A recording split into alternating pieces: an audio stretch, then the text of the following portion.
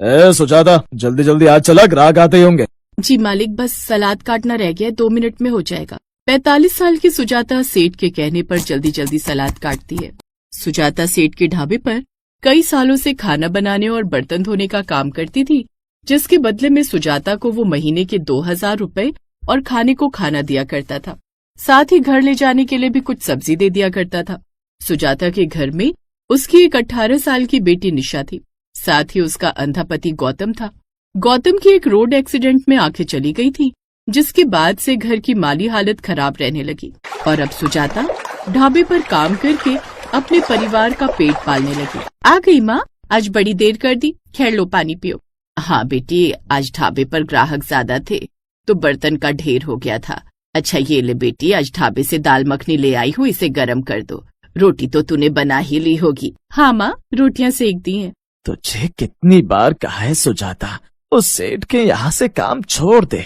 दिन भर मेहनत करती है, फिर भी कुछ खास पैसे नहीं देता। कोई बात नहीं जी, कम से कम उससे हमारी दाल रोटी तो चल रही है, उतना ही काफी है।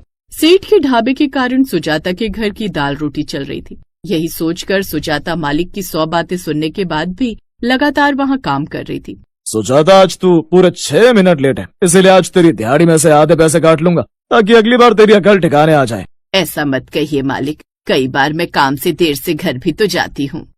तो तू क्या मुझ पर एहसान करती है ज्यादा देर काम करके? हाँ, सच ही कहते हैं लोग, इन गरीबों को ज्यादा मुंह लगा लो तो ये सर पर चढ़ जाते हैं। चल अब काम कर, ग्राहकों के आने का वक्त हो जाएगा। सुजाता जाकर खाना बनाने में लग जाती है। सारा दिन ढाबे पर खाना बनाते बनाते और बर्तन धोते हुए वो काफी थक जाती है। उस रोज भी उसे लौटने में रात के 9 बज गए। हे भगवान, 9 बज गए। उनके खाना खाने का भी समय हो रहा है। अब सारा काम खत्म हो गया है, जल्दी से सब्जी लेकर घर चली जाती हूँ। वैसे भी आगे सुनसान गली है, देर रात वहाँ से जाना ठीक बात भी नहीं। सेठ जी, सब्जी दे दीजिए, घर जाने का समय हो गया है। हाँ, भले ही सुबह तू लेट आए, लेकिन जाना तुझे जल्दी होता है ना। ले पकड़।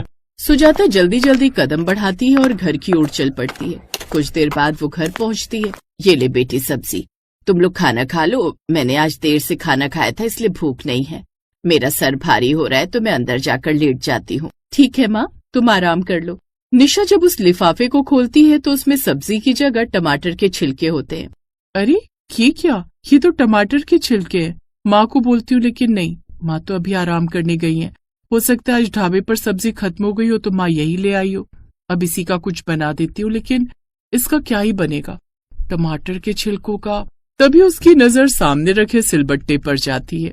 हाँ, ऐसा करती हूँ, टमाटर के छिलकों की चटनी बना देती हूँ। फिर निशा सिलबट्टे पर उन टमाटर के छिलकों को धोकर रखती है। साथ ही आंगन में लगा थोड़ा सा धनिया और हरी मिर्च, लहसुन, नमक, जीरा डालकर उसे पीस लेती है और उसकी बड़ी ही अच्छी चटनी बनाकर तैयार कर लेती है। जब वो खाने बैठते हैं तो उसका अंधा पिता, वाह बिटिया, ये तो बहुत ही अच्छी सब्जी बनी है।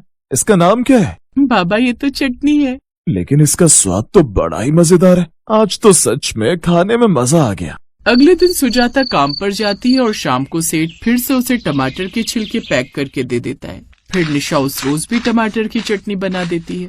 उस रोज भी सुजाता काम पर से खाना खाकर आई थी, इसलिए वो इस बात से अनजान थी कि सेठ आजकल उसे छिलके पैक करके दे देता है। अब ऐसा 3-4 दिन तक चलता रहा। फिर एक रोज, ये तूने क्या बनाया है निशा? माँ, पिछले कई दिनों से जो ढाबे पर से टमाटर के छिलके लेकर आ रही हो, उसी की चटनी बनाई है मैंने। मुझे और बाबा को तो अच्छी लगती है खाने में, आप भी खाकर देखिए। क्या? ये सेठ अब छिलके देने लगा? मैं कल ही जाकर उनसे इस बारे में बात करती हूँ। चल ला भी यही दे दे। लेकिन सुजाता ने भी जब उसके हाथ की बनी चटनी खाई तो उसे भी बड़ी अच्छी लगी। वाह, मेरी बेटी तो बड़ा समझदार है, जो रात में भी इतनी अच्छी चीज बनाकर तैयार कर दी। सच कहा तुमने सुजाता, अपनी निशा कब इतनी बड़ी हो गई कि चूल्हा चौका इतने अच्छे से संभालने लगी, पता ही नहीं चला। उस वक्त वो खाना खाकर सो जाते हैं, लेकिन अगले दिन जब वो काम पर जाती है तो, मालिक ये क्या है, अब आप सब्जी की जगह छिलके देने लगे मुझे। हाँ तो एक तो तू तनख्वाह भी ले मुफ्त में, या खाना डकार कर भी जाए और ऊपर से अपने घर वालों के लिए भी सब्जी लेकर जाती है। मैंने कहा तेरे परिवार को पालने का ठेका ले रखा है। तो आप कौन सी मुझे बड़ी अच्छी पगार दे देते हैं मालिक, थोड़ी सी पगार में ढेर सारा काम लेते हैं। अच्छा, आजकल बड़ी चबड़ चबड़ लगी है। चल जा यहाँ से, अब से तू मेरे ढाबे पर काम नहीं करेगी। सेठ उसे काम से निकाल देता है। अब वो उदास होकर घर चली जाती है। हम गरीबों का तो भगवान भी नहीं है। मालिक के लिए कितना काम किया और आज उन्हें पल भर नहीं लगा मुझे निकालने में। तुम उदास मत हो माँ, ऊपर वाले ने सोचा होगा तो कुछ अच्छा ही सोचा होगा। चलो तुम हाथ मुंह धो लो, कल के थोड़े टमाटर के छिलके बचे हैं, मैं उसकी चटनी बना देती हूँ। सुजाता हाथ मुंह धोकर एक कोने में सर पकड़कर बैठ जाती है और निशा चटनी की तैयारी करती है। कुछ ही देर में खुशबू आस पड़ोस में आने लगती है और उनकी पड़ोसन रमा उस खुशबू को सूंघते हुए उनके घर आ जाती है। वाह सुजाता, क्या खुशबू आ रही है तेरे यहाँ से। सच कहूँ तो पिछले कुछ दिनों से ये महक आती थी, लेकिन मुझे पता नहीं चलता था ये आ कहाँ से रही है। ये टमाटर के छिलकों की चटनी की महक है जो मेरी बेटी ने बनाई है। निशा, थोड़ी चटनी रमा काकी को भी दे दो। ठीक है माँ। अब निशा थोड़ी चटनी रमा को भी दे देती है, साथ ही आस पड़ोस की कुछ औरतों को भी देकर आती है। अगले दिन वो सभी उसकी चटनी की खूब तारीफ करती हैं। साथ ही निशा उसे बनाना भी सीखती है, लेकिन जो स्वाद निशा के हाथों से आता था वो किसी और में नहीं। एक रोज रमा उनके घर आती है।